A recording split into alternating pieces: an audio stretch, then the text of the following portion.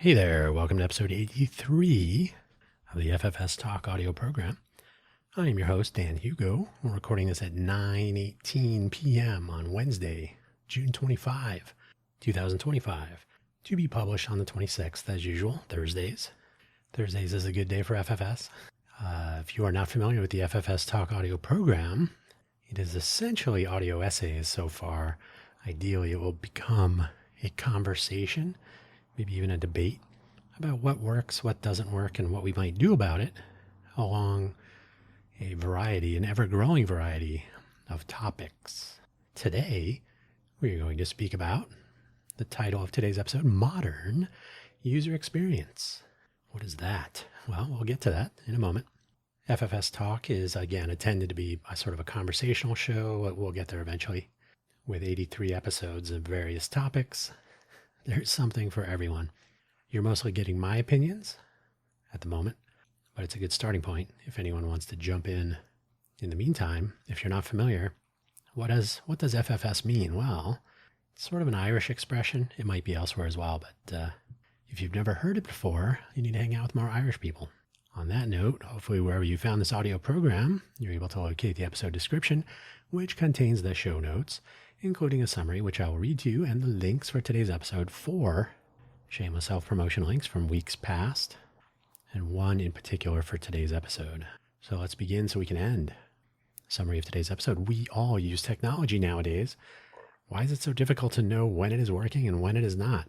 Should this problem not have been solved a long way back? And by the way, this isn't always like strictly technology. It isn't always something wrong with your phone or your laptop or your computer or the internet or whatever. But more and more often it is. Certainly non-technical items can be designed poorly, not be very helpful when they fail. There's a joke by Mitch Hedberg. Mitch Hedberg. Unfortunately, the late Mitch Hedberg. He said, an escalator is cool because when it breaks, it becomes stairs. And did I say escalator? Escalators are not particularly high tech. When an escalator breaks, it becomes stairs. When you think about it, when your refrigerator breaks, it becomes an ice chest for a little while. But that's why I'm not Mitch Hedberg. Today's links, like I said, the shameless self-promotion links, the first 4, there's no obligation to spend any money at any of these, but if you do, any funds that arrive through either of these platforms go directly towards coffee or coffee accessories. It's what makes all this go. Nobody's going to get rich from Buy Me a Coffee, right? Speaking of, buymeacoffee.com/DanHugo, DanHugo. And even more interesting, the Buy Me an Update audio program available at buymeacoffee.com/DanHugo/posts. It's a weekly Monday episode of 5 minutes or less, a quick rundown of the previous week's audio programming and any news and announcements upcoming. On the main profile page at Dan Hugo, you will find links to all of my audio programs, links to various projects, affiliate links, my favorite coffee beans, available on Amazon mostly, a couple of other affiliate links, some biographical information at the top, and a link to the posts section I just mentioned. The other platform I've been using for several years, Ko-fi.com, Ko-fi.com. The hyphen is next to the 0 on most keyboards. Ko-fi.com/Dan Hugo. But really the interesting part is at danhugo./posts, Ko-fi.com/danhugo/posts, where you'll find the Coffee Solo audio program. It has no schedule, no particular focus, just whenever. I've talked about my leg injury a bit, but other things as well. And it just comes out whenever, so you can check and see. Available on Ko-fi.com. Finally, a link for today's episode, a Wikipedia page about user experience, so you can be on the same page as I am when I'm talking about some of this. Now, we're not talking about user experience design. We're talking about the user experience you and I might have using products of yesterday and today and maybe tomorrow, and some things to think about, to be aware of, possibly to defend against. We shall see. So let's get on with the show. I'll move a window here. All right. So in the old days, if you're like me, that's when we got started here.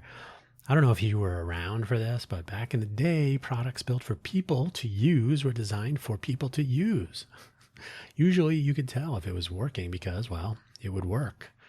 Or it might make some noise, or a light might light, or both, a warning light maybe, to let you know when it was not working. Or maybe you could simply tell this is not working. If we take a plain old automobile with an internal combustion engine as an example, we could pretty much tell if the starter had problems, if your power steering needed some fluid or a trip in for service. Maybe your fan belt was slipping. In some cases, a tire low on air would sound odd, and so on. The oil light gave way over time to the check engine light. Maybe a few more indicators, and if you were lucky, you had some idea how much gasoline was actually remaining in your fuel tank based on a classic analog fuel gauge. Remember speaking on a wired telephone? Maybe not. But if you do, the old analog phone line days had a wire running from your handset, well, from the base. There was a different wire running to the handset. The handset running from the base to the wiring, to your wall, to the wiring block on your street somewhere, usually unlocked with plenty of punch down blocks on boards that you could pretty much fiddle with if you really wanted to, onto the central switching office, into the trunks across whatever distance, maybe the country, around the world, to eventually reach a switching office and so on near your conversation partner. So all that would be undone and it would eventually get to their handset and they could hear you. It was like one big long wire. That's not really true anymore. In fact, almost certainly untrue. Here's one almost modern example. I worked at a company called Aleph for a while. You may know them later as Jawbone, makers of a Bluetooth headset that would make contact with your actual jawbone, hence the name, so that it quote unquote knew when you were actually speaking and can apply some digital signal processing to the microphone inputs to make a clearer audio signal for the person on the other end to hear. Here's the thing. You, the person wearing a Jawbone Bluetooth headset, could not tell if they on the other end were hearing you any better or worse than if you were using some other product or your mobile device microphone or anything else. And they could only tell that they could hear you or not, with maybe a little bit of quality information. Maybe, oh yeah, I can hear the background, or I can't hear the background. Can you hear that guy talking behind me? No, I can't hear him. So you could negotiate some sort of a level of quality in the conversation. For the most part, nobody was really certain that this special patented high-tech ambient noise canceling Bluetooth headset was actually doing anything to improve the call. To make matters maybe worse is the word, if you were using a Jawbone headset, and if you assume that the other person was not, they were using a product of mortal standards, your side of the conversation was receiving some digital signal processing. That is to say, your side of the conversation going to the other person is receiving some signal processing, digital signal processing, noise reduction and noise cancellation, and general effects to make a better outgoing audio signal. But the incoming signal from the person you're talking to was completely unaltered. Whatever they're doing to it or not doing to it, you're getting it directly to you. Aside from the volume control that you could apply, the audio arrives as is. Later phones would begin to introduce noise cancellation and other effects, so they were somewhat improved out of the box, so to speak, making the Jawbone device less special and enabling more people to experience arguably better call audio. But were they? How could they know? By the way, noise cancellation on mobile phones can sometimes wreak havoc on podcast calls, and the same applies on some laptops that have built-in echo cancellation, noise cancellation. With call, Amazon product, stop. Cancellation on mobile phones could sometimes wreak havoc, yes, and the processing would sometimes be a little wonky, difficult. I've run into that a couple times in my travels. Not always obvious, but then one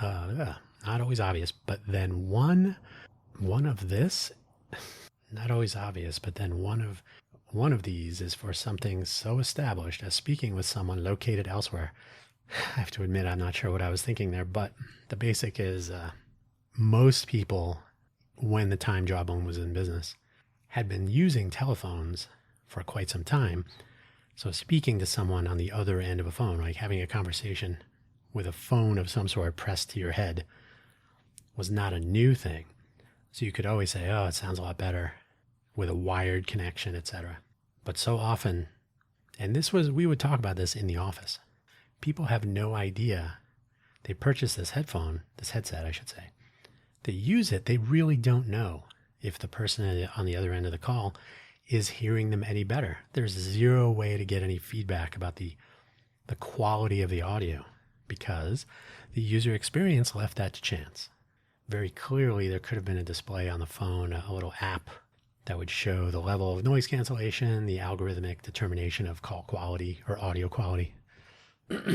Totally possible, but maybe too complicated, maybe too much detail. Not sure.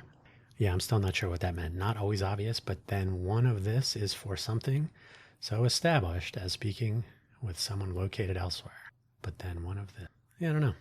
You get what I'm saying, though, I hope. It should be an easy problem. We've been doing it for decades, centuries. What about the YouTube scenario? Now, this is not exclusive to YouTube. YouTube is just an example that I think everybody can grok. Let's look at a bit of modern ubiquity, the live streamed YouTube video. It may apply to Twitch and other services, but certainly YouTubers do this all the time. If any or all of these sound familiar, or look familiar, I suppose. I click the button, but it usually takes a few seconds. I think we are live now. It's almost like seeing behind the scenes, right? Oh, okay, we're live. Okay, it says we're live. Can anyone in the chat confirm that you can actually hear me? People in the chat are telling me I need to turn my microphone up. Is anyone having trouble hearing me? People in the chat are saying the audio and video are out of sync. Hey, whoever the guest is, we lost you. Or variations on that theme. Usually there's a third-party tool in the middle, like StreamYard. So that's not strictly a YouTube problem. But you often see it on a YouTube live stream because the audio, the video are coming in through this third-party service. And it might not be available. Or something might go wrong. And now your communications channel was called in-band. So if they're having trouble, you don't have like a side channel, you don't have a cell phone. Well, maybe you have one, but you're not ready. So you've done your fumbling. Oh, can we text them and say that tell her we can't hear. Her microphone is muted. She's not hearing me. That kind of production chaos. This is the 21st century from what I understand. Why is YouTube in this example? Right. So YouTube is, I'm picking on them here. Why is YouTube in this example with all of the power and finances of Google somewhere behind it and reasonable revenue stream on its own, not providing some real production feedback so that people creating content on their platform know the answers or the status of some of these items I just mentioned while they are happening? Should I be able to tell that I'm actually live before I go live, that my audio is good, and so on? Shouldn't I be able to see what's called a VU meter or some indication that, yes, the casual user, the random surfer, which is the basis of the original Google algorithm, a random surfer that's visiting web pages. How about a random listener or a consumer of YouTube streams?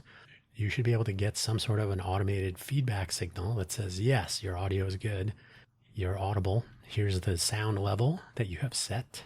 And they could do a synchronization analysis to know that the audio and video are remaining in sync on the other end. You could probably do something like SMPTE analysis, like the timestamps on the audio and the video. I don't know if they use SMPTE, SMPTE, but something like it. These are doable. Why are they not? My neighbor upstairs is making noise as usual. Why can't I turn him off? But we should be able to get indications of audio issues, sync issues, and so on. This is technology that exists. Why is it not part of the production user experience? Now, there may be some producer tools if someone is producing content with help, so that someone is actually tracking audio levels and stream quality and whatnot while the person is creating, interviewing, talking, reading, etc. But having watched more than one or two live streams at this point, a lot more, with someone actually managing the production side even while the host is engaging a guest, the audience, and so on, it does not appear that the majority of live streamers have these sorts of tools available to them. What is the user experience here? It's not good. And again, we're decades in. These things are left to chance. I mean, cars have speedometers. You don't look around and say, hey, can someone tell me how fast I'm going? But that's essentially the level of technology for the YouTube production side. Can anyone tell me if you can hear me? Is this thing on? It's kind of humorous, but then kind of not. So here's the general problem. I've mentioned before the situation we all face now with not only increasing complication in our products, which we often depend on to some degree for business, getting to and from work or school, making a flight, maybe important or urgent or emergency phone calls, and so on. And we even more and more frequently encounter real complexity. To refresh your memory, since we have talked about this before, complicated means there's a solution and you can work it out. But it may have many steps or require checking instructions or asking a support person or a friend, while complexity may be too difficult to actually understand with too many unknown variables or non-deterministic factors involved. You may literally not be able to tell what's going on. That might be an observability problem. That might be a complicated system that's so complicated that it is complex. The three-body problem, etc. Something that is complicated can quickly seem to or become complex if we have no idea what is happening and have no way of finding out. As what I would call a really simple example, suppose you are about to make some change to something on your mobile device, like delete a contact or send an important text message or any of some number of things we all do regularly. But this matters that you're about to do something important or fairly important, just as you're about to touch the important button, whatever it is. The vehicle you're riding in hits a bump, maybe swerves, maybe the airplane you're in hits some turbulence, whatever the case. You glance back at the screen on your device and something definitely happened. But what? What exactly just happened? Did I hit the other button? Did I cancel? Did it go through? Did I delete something? Did something weird happen? Can you undo whatever it was? Can you see what actually happened in a history view? Can you get some sort of a status? Or more often than not, are you just left wondering, what just happened? Oh, did I send that? I don't know. Now, there are some things you can check on, but generally speaking, random button presses are a real problem, and they remain largely unaddressed. If you drive an EV, an electric vehicle, there are likely fewer noises and more recently have been fewer physical buttons. So interaction, and that's changing. Supposedly, I think people have realized that's a problem. So interactions with a touchscreen may have a similar set of problems I just described, but you also may not be able to tell much at all about your vehicle without checking a screen or using an app. And you certainly are not hooking up the ODB2 port under your steering wheel, if there even is one anymore. The same might apply to any smart, quote unquote, smart devices in your home or workplace or anywhere, or maybe from Amazon or Google or any number of other companies, or maybe some other devices that can all interoperate, sort of. And who knows if they are really working, or how much information they are leaking, or outright sending to who knows whom. And how would we even have known where to look to check on this at any given time? Do we know? Have we known? Do we know? Would you know to check to see if data was being sent to mysterious characters in other countries?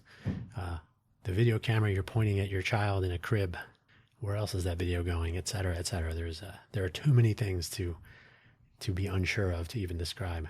The list of things we use daily only gets longer, and we probably know less and less. So what about this artificial intelligence stuff? Someone once suggested to me that converting everything over to the blockchain, with no more specificity than that, would help with messaging security and personal privacy and whatnot. Of course, they had no idea what they were talking about. They were repeating what someone else had told them, passing it on as though it were fact. It seemed completely reasonable.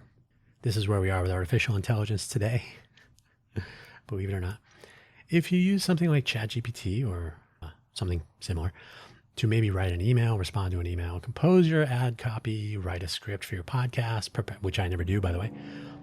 I use AI for cover art sometimes, which I did for this episode. Maybe prepare a report to turn in for your English Lit class because you don't want to learn in the classes you're paying for if you're doing this in college and it's happening. Maybe you're preparing a legal brief for an important court case and you're an attorney for some reason.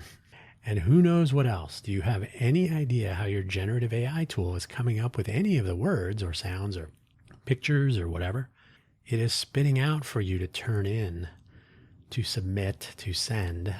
Do you have any idea? Is it correct? Do you know? Is it valid? Do you have a way of checking that?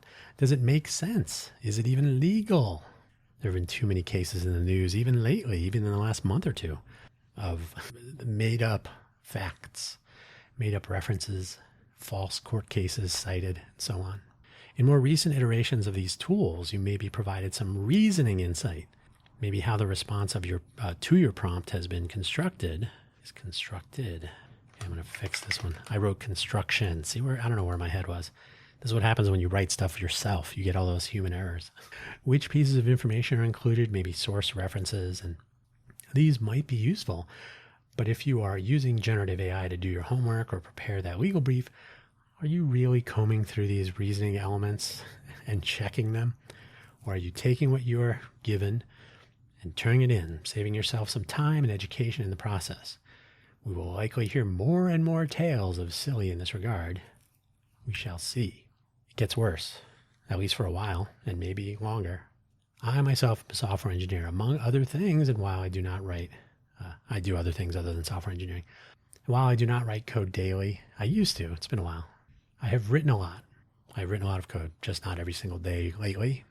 And there are a lot of things one learns in this line of work by actually doing it hands-on. We encounter tool bugs. The documentation might not be correct. Part of the system over the network goes down and our stuff fails. Oh, I didn't test that.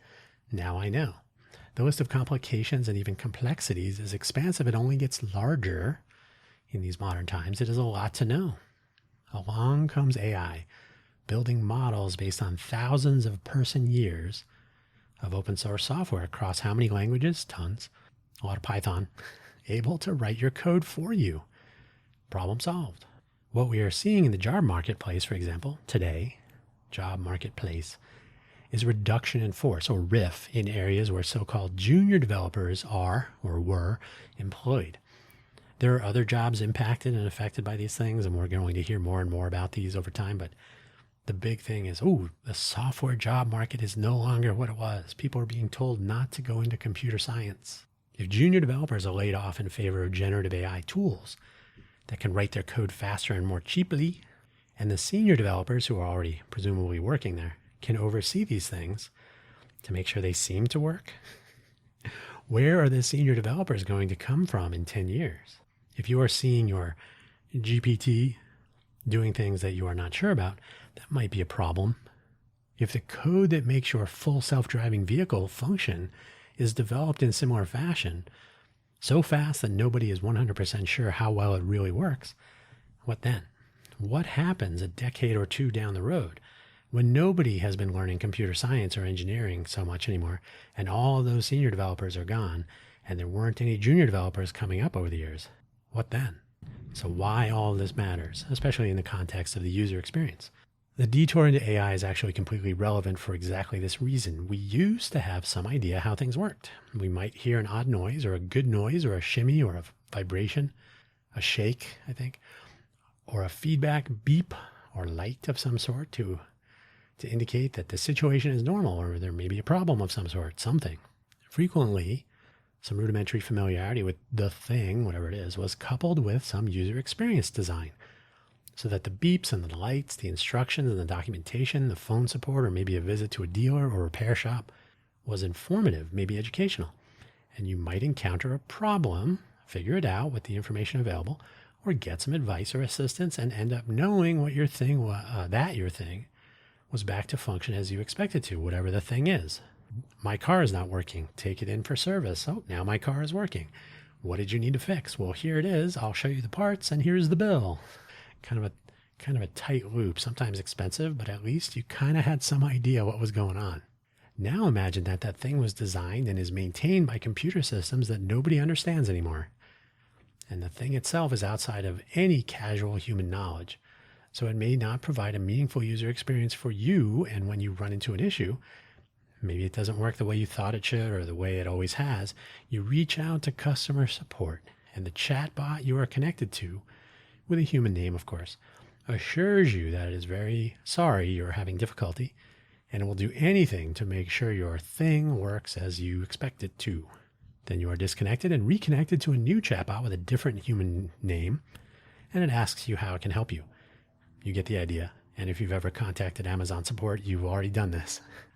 This time loop is frustrating with various levels of varying levels of satisfaction or even resolution, sometimes zero. So where do we go from here? So like I said, we're not talking about modern user experience design and detail. We're talking about the general user experience that you and I encounter, and it might get worse. I cannot stress enough how important it is to know what you do not know. I'm not trying to channel Donald Rumsfeld here, but if there is one quote that came out of that head, which we should hang on to, it concerns known knowns and unknown unknowns, and these known unknowns. Know where your information awareness falls short, even if you don't quite know how to close that gap. You are maybe not going to learn how to code your own large language model or agent or whatever is coming next, but you must know when your artificial intelligence is not acting, as in taking actions in your best interest, even if it's through the thing it designed, and what to do about it. All of this begins with maintaining awareness of your own user experience and how these compare with the experiences of others. Is this working the way it's supposed to? You never, forgot the K, you never know when you might need to ask someone nearby if this looks right, if does it sound right? And so on. And maybe you can get some help or direction from those around you. You never know when somebody's going to say, oh, your car is leaving without you. I don't know what you would do then. It's one of those things, software bug. Now and into the future, into the near term at least, certainly, and maybe into the longer term future, we need to demand more from those designing, building, and selling the things on which we depend. There's an Uncle Bob bit that he does during his stage presentations. It says the brakes in your car, the modern car, the brakes are computer controlled, right? You're very, very rarely are you going to find a pedal that's connected directly to the main or master brake cylinder that actuates the brake pedal, the pads or the shoes, right? So there's really not a hydraulic direct connection. It's really brake by wire. He says there's a computer program running that will make your car stop, hopefully based on your brake pedal input by your foot, usually. Do you care who wrote the code that makes that work? Are you sure they tested it? Do they care that it works? Even if we are just users and we don't depend urgently on these things, these are things we pay for, at least in our scarcity-based world. We should not be handing over our intellectual property, our creativity, and our money to people who shrug back at us and know nothing about their own products and how their products function or dysfunction. End of the day, starting now, if not already, we humans really need to stick together, and we need to take this seriously. Things should work better, and we should know this to be true. By the way, look up someday the various professional artificial intelligence research scientists, developers. They've been in this for a while. They will tell you, we're not entirely sure how AI works. We kind of know, but we don't really know. Things should work better, and we should know this to be true. I believe it is not wrong to assert that these are not necessarily true and may less and less often be a possibility. So things should just work better, and they are not always. We need to pay attention to these things. Otherwise, we may not be asserting humanity at every turn, and we should be. So there you go. Yeah, believe it or not, I did not have ChatGPT write this. There are a couple of spots in there when I was clearly stream of consciousness. But that's it. The words are committed to audio. You can listen. You can re-listen. Try to figure out what I meant. The take home. You're going to start seeing this more and more. Why does this work like this? This is dumb. You're going to see us. I've already seen it in real life. Hey, there's a bug with this app you wrote. Oh, we didn't actually write it. It was a no-code platform. I don't even know how it works. That's encouraging. When you talk to a Tesla engineer or some other self-driving platforms, or run. Don't get in a vehicle, especially if it's self-driving. Just run. We have an interesting time ahead of us, to be sure, and the user experiences will vary. Try to keep track. Make sure you remember we humans are in this together. So look out. That's where I'm going to leave it today. Thank you so much for listening, as always. Don't forget to check out my shameless self-promotion links if you care to. Remember that there are other audio programs I produce each week. You can find them at buymeacoffee.com/DanHugo in the profile page there. Otherwise, go forth and measure that user experience. Hopefully it's not getting worse day by day. It may be. Take care.